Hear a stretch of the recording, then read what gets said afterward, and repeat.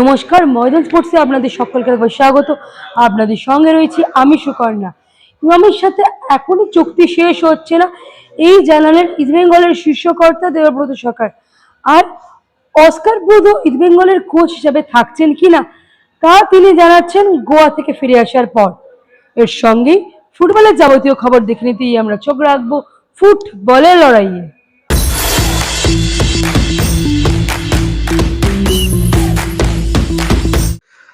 ISL জিতেছে ইস্টবেঙ্গল, তবে সঞ্জীব গোয়েঙ্কার সংস্থা থেকেই স্পন্সরশিপ করার জন্য ইস্টবেঙ্গলের কাছে প্রথম প্রস্তাব এসেছিল, কিন্তু সেই প্রস্তাব সাড়া দেয়নি লাল হলুদ ব্রিগেড। কেন তা খোলসা করলেন ইস্টবেঙ্গলের শীর্ষকর্তা দেবব্রত সরকার। সঞ্জীব গোয়েঙ্কা থেকে প্রথম অফার পেয়েছিলাম যে আমাদের সাথে গাঁটছাড়া বাঁধবার জন্য। আমরা ওই টার্মস অ্যান্ড কন্ডিশনে যেতে রাজি হইনি। তার কারণ যে আমরা ওই পার থেকে এসছি একবার জেনারেট হয়ে, এসে এই উদ্বাস্তুর ক্লাব যারা রক্ত দিয়ে তৈরি করেছে তাদের থেকে হস্তান্তর করে কাউকে দিয়ে দেবো, এটা আমরা হতে দিতে চাইনি। তার জন্য ওনাদের সাথে আমরা এগ্রিমেন্টটা করিনি। তোরা তাদের সভ্য সমর্থকদের জন্য এগ্রিমেন্টটা প্রকাশ্যে এনে দেখাক না, আমাদের এগ্রিমেন্টটা আমি প্রকাশ্যে দেখাবো। আমাদের ক্লাব টেন্টেই রাখা ছিল, যে কেউ এসে দেখে যেতে পারে। কিভাবে 2 বছরের মধ্যেই ক্লাবে আসবে ট্রফি, কি দেখে বলেছিলেন লাল হলুদের শীর্ষকর্তা, তা এদিন সকলের সামনেই জানিয়ে দিলেন দেবব্রত সরকার। জিততে পারি, জিতবো বলেছিলাম। হ্যাঁ, ঘটনা এখানে যারা বসে আছি আমরা একটা টিম ওয়ার্ক করি। আমি একা কেউ না, আমাদের একটা টিম আছে। কর্মসমিতির সদস্যরা বাদ দিলেও আমরা দৈনন্দিন একটা টিম আমাদের কাজ করে। যারা সংবাদ মাধ্যমরা রোজ যাতায়াত করে তারা দেখে, যাদেরকে দেখা যায় না, লামলাইটে আসে না, এরকম বহু মানুষ এখানে কাজ করে। আমরা বিশ্বাস করতাম যে আমরা সবাই মিলে একসাথে যদি কাজ করি এর সাফল্য পাব। যেমন ইমামের সাথে আমরা কাঁধে কাঁধ মিলিয়ে আমরা একসাথে কাজ করেছি। কোনো চলার পথে কখনো কখনো কোনো কিছু নিয়ে ত্রুটি থাকে, প্রত্যেকটা পরিবারে আছে, নেই? তো সেটা একটা আলাদা সাবজেক্ট, কিন্তু আমরা স্টিল টুডে আমাদের কোনো মতান্তর হয়নি, যেখান থেকে আমাদের প্রত্যাঘাত আসতে পারে। এই শক্তিটাই আমাদের কাজ করেছিল। প্লাস এই বছর বিশেষ করে আমরা বিভাস আগরওয়াল, সন্দীপ আগরওয়াল, ইমামির আদিত্যজি এবং মনীষজি, এই চারজনকে আমি বিশেষ করে বলবো যে এরা আমাদের যে বক্তব্যটাকে গুরুত্ব দিয়েছিল যে আমরা কি টিম চাই, এবং পাশাপাশি তারা আমাদেরকে যে যে জবগুলোর কথা বলেছিল আমরা উভয়ই সেই জবগুলো পালন করেছি। ক্লাবের গোল টেবিলে রয়েছে আইএসএল ট্রফিটা, তার পাশে ছোট্ট একটা রেপ্লিকা আইএসএল এর। হ্যাঁ, ঠিকই দেখছেন, তবে এটা রেপ্লিকা নয়, এটা আইএসএল এর আদলে তৈরি একটি কেক। এবং যারা শনিবার এই আইএসএল দর্শন করতে এলেন বা ছবি তুলতে এলেন ইস্টবেঙ্গল তাঁবুতে, তাদেরও এই কেক দিয়ে মিষ্টিমুখ করানো হলো। আসলে এখন ফিল গুড হাওয়া লাল হলুদে, আর এই হাওয়ায় এখন উঠছে বা জ্বলছে মশাল। ব্যুরো রিপোর্ট, ময়দান স্পোর্টস।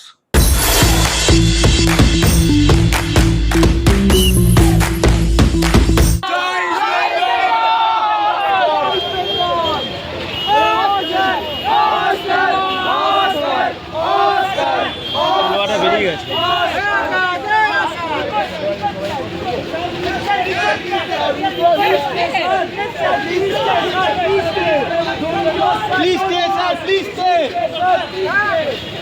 সন্ধে প্রায় 6:30। সামনের সিটে সাওয়ারি অস্কার ব্রুজো। ইস্টবেঙ্গল তাঁবু ছেড়ে লেসলি ক্লডিয়াস সরণিতে জাস্ট বেরিয়েছে অস্কারের গাড়ি। আর অস্কারের গাড়ি বেরোতেই সেখানে তাকে ঘিরে শুরু হয়ে গেল লাল হলুদ জনতার আবদার।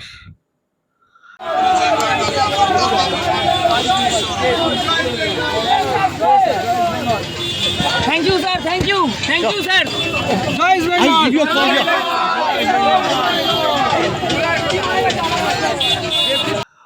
অস্কার গাড়ির ভেতরে বসে ভিডিও কলে পরিবারকে সব দেখাচ্ছেন। সেটাও তিনি গাড়ি থেকেই ফোনে দেখালেন তার পরিবারকে। তাকে ঘিরে যে সমর্থকদের এই উল্লাস, সেই উল্লাস আজ তিনি দেখালেন তার পরিবারকে। লাল হলুদ জনতা যে ছাড়তে চাইছে না এই অস্কারকে। আরো 1 বছর থেকে যান অস্কার। আবার কেউ বলছেন যাবেন না স্যার, আর 1টা বছর থেকে যান। কিন্তু অস্কার সব যেন শুনে ওই ফোনেতে পরিবারের লোকজনকে দেখাচ্ছেন। একজন আবার হাতে করে নিয়ে এলেন মালা। লাল হলুদ গোলাপে এই মালাটি অস্কার সযত্নে নিয়ে নিলেন। তবে মুখে কুলুপ। সমর্থকদের হাসি মুখে অবশ্যই একটা ইঙ্গিত দিয়ে গেলেন। অস্কার ভবিষ্যৎ ইস্টবেঙ্গল ক্লাব অস্কার বুজোকে রাখতে চায়, সেটা তো সংবাদ মাধ্যমে বেরিয়েছে। অস্কার বুজো আসবে, গোয়াতে গেছে, এসে কথা বলবে বলেছে ম্যানেজমেন্টের সাথে। দেখা যাক। তবে আমরা অতি আগ্রহী অস্কার বুজো যাতে থাকে।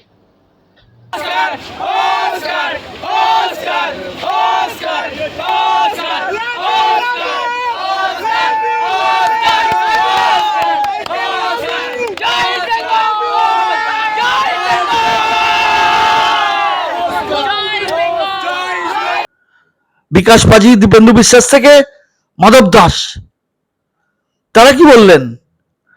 ইস্টবেঙ্গলের 22 বছরের পর আইএসএল ট্রফি ঘরে ওঠা, এই নিয়ে কি বলে গেলেন লাল হলুদের প্রাক্তনরা? দেখো, আমি প্রথম থেকেই প্রেডিকশন করেছিলাম ইস্টবেঙ্গল চ্যাম্পিয়ন। প্রথম ফার্স্ট দিন থেকেই প্রেডিকশন করেছিলাম। আইদার ইস্টবেঙ্গলকে আগে রেখেছিলাম, তারপর মোহনবাগান। আমি এই দুটো টিমের মধ্যে চ্যাম্পিয়নশিপ যে কোনো একটা নিই, এবং সেটা মোটামুটি মিলে গেছে এবং আমরা চ্যাম্পিয়ন হয়েছি। এটা আমাদের খুব দরকার ছিল। সেইটা এই জয় আমার মনে হয় আগামী দিনে ইস্টবেঙ্গল সমর্থকদের আরো বেশি উজ্জীবিত করবে। আমরা ঈশ্বর দেখেছি, যেহেতু আমরা অনেক ট্রফি জিতেছি ক্লাবের হয়ে। আমরা এই মানে যেই জুনিয়র যেই সাপোর্টারগুলো, ওরা সেই আবেগটা এখনও দেখতে পাইনি। এই প্রথম দেখলো যে আইএসএল চ্যাম্পিয়ন হওয়ার পরে যে আগে কিরম ইস্টবেঙ্গলের আনন্দ করতো, সেটা আজকে দেখতে পারলো ওরা। কেন ওরা আগের জন্মে আমরা যেটা খেলে এসেছি সেটা ওরা দেখতে পারেনি যে এই সাপোর্টাররা কী করতে পারে জেতার পরে। ইস্টবেঙ্গল জনতা যেন এই দিনটার অপেক্ষায়। বৃহস্পতিবার সন্ধে পার হয়ে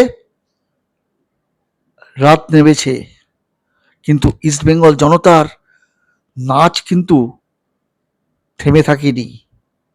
চলছে, চলবে আরো বেশ কয়েকদিন।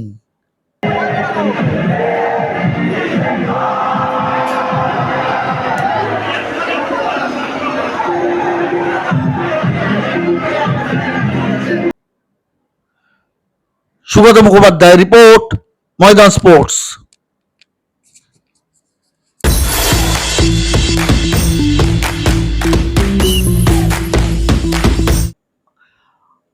আইএসএল জয়ের পর লাল হলুদ তাঁবুতে ভাসছে উচ্ছ্বাসের প্লাবন। যেন দেখে মনে হচ্ছে সুনামির ঝড় উঠেছে।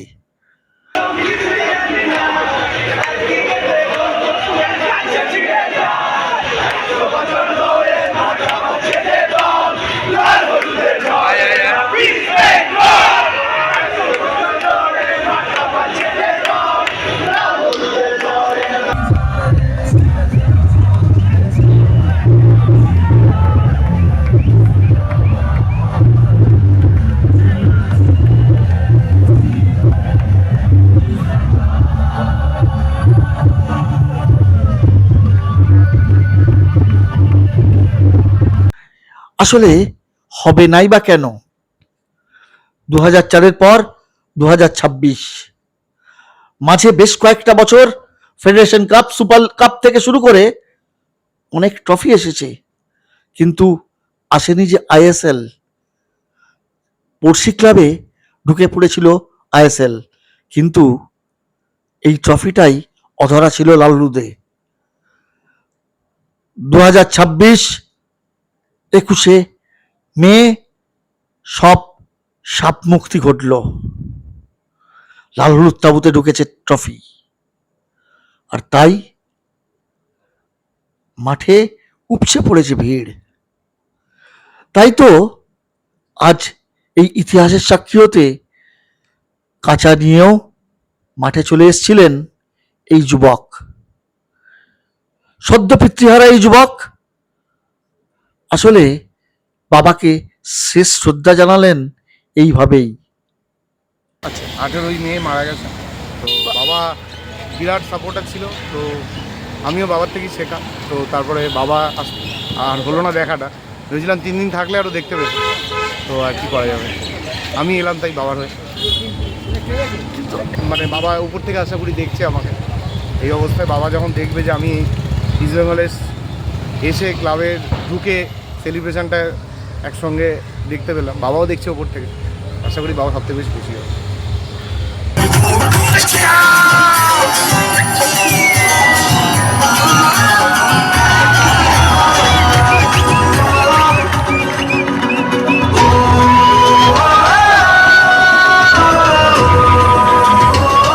শুধু পিতৃহারা এই যুবকটি নয়, সদ্যজাত সন্তান তাকে নিয়েও আজ মাঠে তার পিতা, তার পরিবার।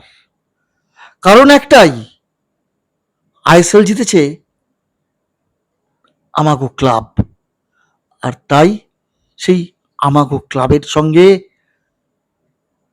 যে সেলিব্রেশনটা, সেটা যে মাঠে না এলে হবে না। তাই মাঠেই হাজির সদস্য সমর্থকরা। আর এই জয়টাকে কেউ বলছেন স্বর্গীয় টুটু বসুকে উপহার, আবার কেউ বলছেন টিপ্পনি মেরে অন্য কথাও। সদস্য সমর্থকরা কি বলছেন চলুন শুনে নি ময়দান স্পোর্টসে।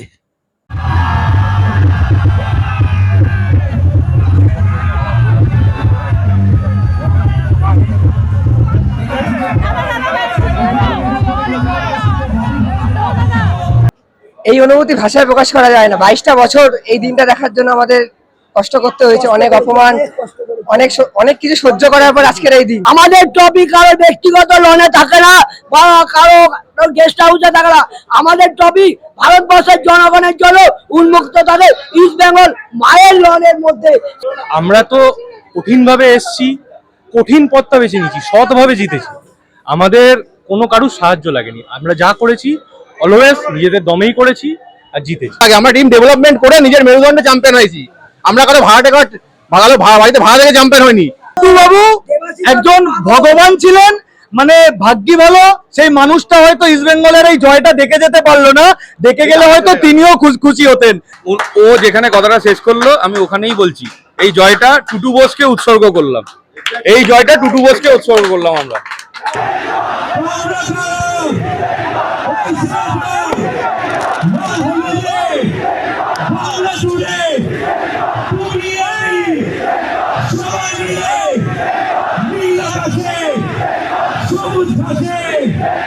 ভালোবে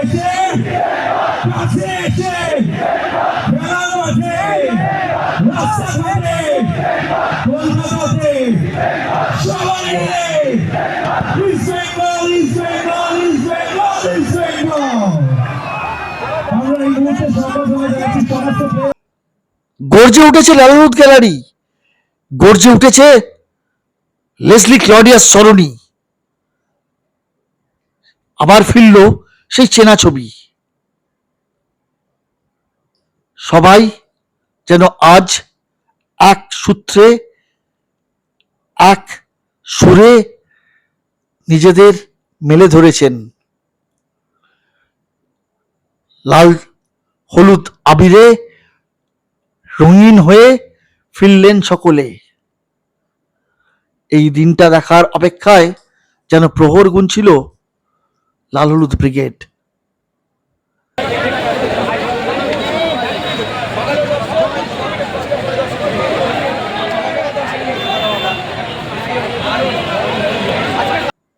ব্যুরো রিপোর্ট, ময়দান স্পোর্টস।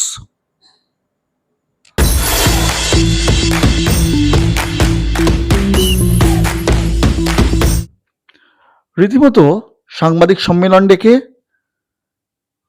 মোহামেডান ক্লাবের হাল ধরার জন্য এবার আহ্বান করলেন দুই নব্য বিধায়ক হুমায়ুন কবির এবং নৌসাদ সিদ্দিকীকে। মোহামেডান ক্লাবের পক্ষ থেকে শনিবার এক সাংবাদিক সম্মেলনে এমনটাই জানালেন ক্লাবের শীর্ষকর্তারা। হাজির ছিলেন ক্লাবের সচিব ইশতিয়াক আহমেদ এবং মোহাম্মদ কামারউদ্দিন।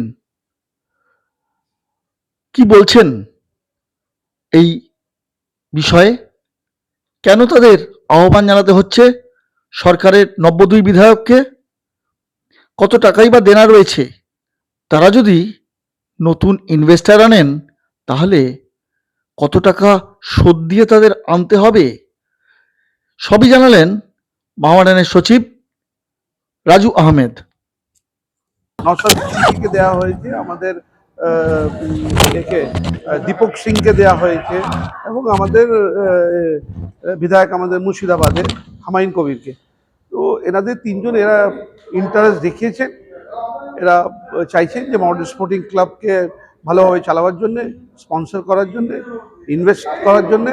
তার জন্য আমরা চিঠি আবেদন করেছি ওনাকে যে আসুন, আপনার কাছে কী প্রপোজাল আছে নিয়ে আসুন, আমরা নিয়ে বসে সেটাকে আমরা ওয়েলকাম করছি ওনাকে। নতুন সরকার মানে ঘুরেছে যে হয়েছে, তো তোমরা কি কোনো রকম মানে কত টাকা দেনা, তারা যদি আসে কত কিভাবে তারা এই করবে? দেখো, দেনা যেটা আছে সেটা তো মেটাতে হবে, যে আউটস্ট্যান্ডিং ডিউজ আছে সেই ডিউজটা তো মেটাতে হবে যেই আসুক। তারপরে কি প্রপোজাল ওনারা রাখবেন তখন দেখা যাবে।